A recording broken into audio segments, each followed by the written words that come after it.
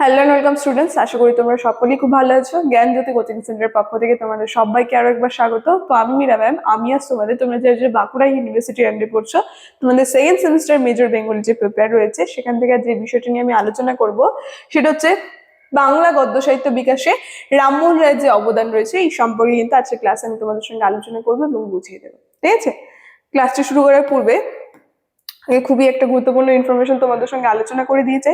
তোমরা যারা ভাবছো এই সেমিস্টার আমাদের সঙ্গে অনলাইন ক্লাস বা নোটসের জন্য যোগাযোগ করবে, তাদেরকে বলে দিই, নিচে দেখো দুটি নাম্বার দেওয়া আছে।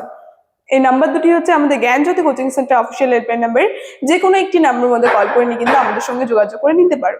তার সঙ্গে তোমাদের বিভিন্ন সেমিস্টার কোর্স ফি কি আছে সেটা বলে দিচ্ছি। যারা মেজরে আছো তাদের জন্য কোর্স ফি আছে 1199, আর যারা মাইনর কোর্সে আছো তাদের জন্য রাখা হচ্ছে 699। আর আমাদের কোর্সে তোমরা যদি অ্যাডমিশন নাও, যে সুবিধা তোমরা পাবে সেটা হচ্ছে এখানে তোমরা লাইভ ক্লাসেস, তার সঙ্গে রেকর্ডেড ক্লাসেস, তার সঙ্গে হাই কোয়ালিটির নোটস, তার সঙ্গে পাবে তোমরা 100% কমন সাজেশন। এই সবগুলো সুবিধা কিন্তু তোমরা একসাথে পেয়ে যাচ্ছ। ঠিক আছে, এই ইনফরমেশনই তোমাদের দেওয়া ছিল। এখন আমি ক্লাসের আলোচনায় চলে যাচ্ছি। প্রথমে বলেছি বাংলা গদ্য সাহিত্য বিকাশে রামমোহন রায়ের অবদান কতটা রয়েছে সেই সম্পর্কে আছে ক্লাসে আমার তোমাদের সঙ্গে আলোচনা। কি বলছে দেখো, মিশনারিদের পর রামমোহন রায় বাংলা গদ্যকে কয়েক পদক্ষেপ এগিয়ে নিয়ে গিয়েছিল। তো আমরা দেখবো মিশনারি যে ছিল তাদের পরে রামমোহন রায় কিন্তু এই বাংলা গদ্য সাহিত্যকে আরো কয়েক পদক্ষেপ এগিয়ে নিয়ে গেলেন, যেখানে রবীন্দ্রনাথ ঠাকুর রামমোহন রায়কে ভারত পথিক উপাধি, এই জায়গাটা ভালো করে তোমরা দেখবে, এগুলো কিন্তু তোমাদের শর্ট কোশ্চেনে এসে থাকে। রামমোহন রায়কে রবীন্দ্রনাথ ঠাকুর এই ভারত পথিক যে উপাধি রয়েছে, এই ভারত পথিক উপাধিতে কিন্তু ভূষিত করেছেন।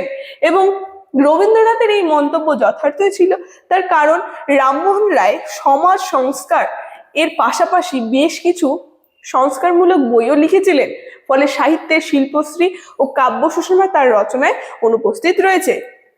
তবুও ঈশ্বরগুপ্ত লিখেছেন যে দেওয়ানজি জলের ন্যায় সহজ ভাষা লিখিতেন, তাহাতে কোনো বিচার বা বিবাদ ঘটিত বিষয় লেখায় মনের অভিপ্রায় এই ভাব সকল অতি সহজে স্পষ্ট হইতো। মানে তিনি যে সমস্ত বিষয়গুলি লিখতেন খুব সহজে কিন্তু তার স্পষ্ট সেই ভাষাগুলো বোঝা যেত। ঠিক আছে, তার সঙ্গে সমাজ সংস্কারমূলক যে সমস্ত বিষয়, সেই সমস্ত বিষয় নিয়ে কিন্তু তিনি বইগুলো লিখতেন। এবং বলছে এই জন্য পাঠকেরা যেগুলি অনায়াসেই হৃদয়ঙ্গম করিতেন, কিন্তু সেই লেখা শব্দের বিশেষ পরিপাট্য ও তাদেরস্য মিষ্টতা ছিল। মানে কি, তার লেখা যদিও বলি আমরা সহজ সরল, কিন্তু সহজ সরল শব্দের মধ্যে দিয়ে কিন্তু তার যে শব্দগুলো সেগুলোর মধ্যে কিন্তু একটা পরিপাট্য আর তাদেরস্য কিন্তু মিষ্টতা ছিল। ঠিক আছে, তারপর কি বলছে দেখো, রামমোহন রায় প্রথমে কিছু গ্রন্থ অনুবাদে নজর দিয়েছিলেন। অনুবাদমূলক গ্রন্থগুলি হচ্ছে, তিনি বেশ কিছু অনুবাদমূলক গ্রন্থগুলি লিখেছেন, যে অনুবাদমূলক গ্রন্থগুলির নাম হচ্ছে বেদান্ত সার, তার সঙ্গে বেদান্ত গ্রন্থ।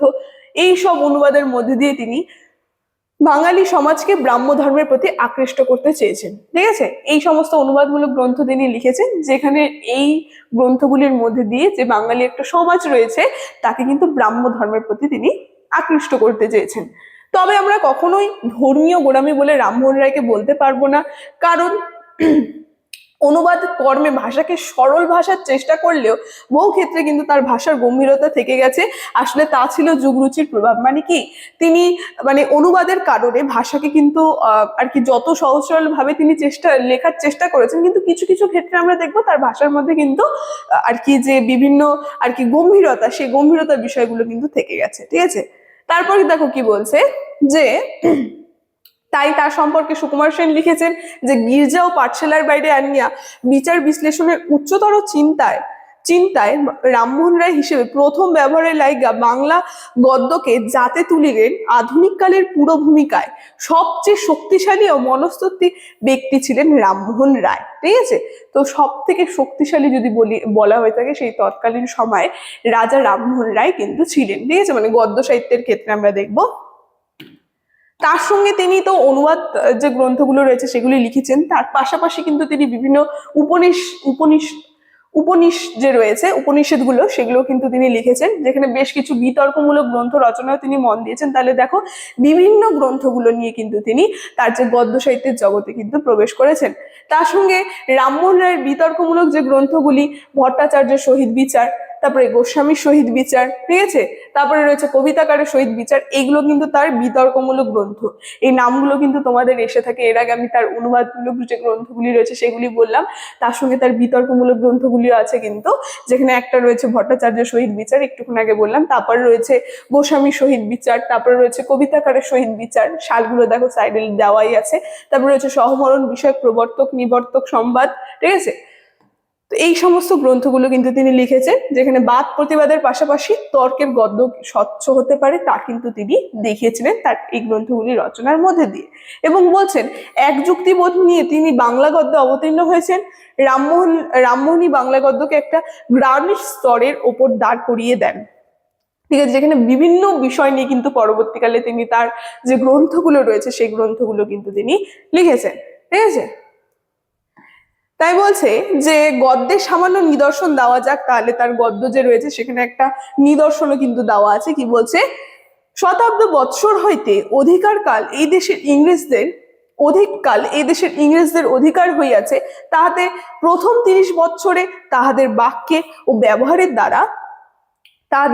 বাক্যের দ্বারা সর্বত্র বিখ্যাত ছিল, ঠিক আছে। দেখ কি সুন্দরভাবে তার ভাষার কিন্তু একটা পরিপাটিও, সেটাও কিন্তু আমরা লক্ষ্য করতে পারবো। তার যে আর কি একটা তার লেখার থেকে কিন্তু একটা এখানে উপমাও কিন্তু দিয়ে দিয়েছে উদাহরণ সহকারে, ঠিক আছে। তো বিভিন্ন বিষয় নিয়ে কিন্তু তিনি তার গ্রন্থগুলো লিখেছেন। তাহলে আজকের আলোচনা কিন্তু আমার এতটাই ছিল, তোমরা দেখে নাও পারলে পরে, বাংলা গদ্য সাহিত্য বিকাশে রাজা রামমোহন রায়ের অবদান। আলোচনাটি তাহলে আমি এখানে শেষ করছি। ভিডিওটি শুরু থেকে শেষ অবধি দেখার জন্য থ্যাংক ইউ।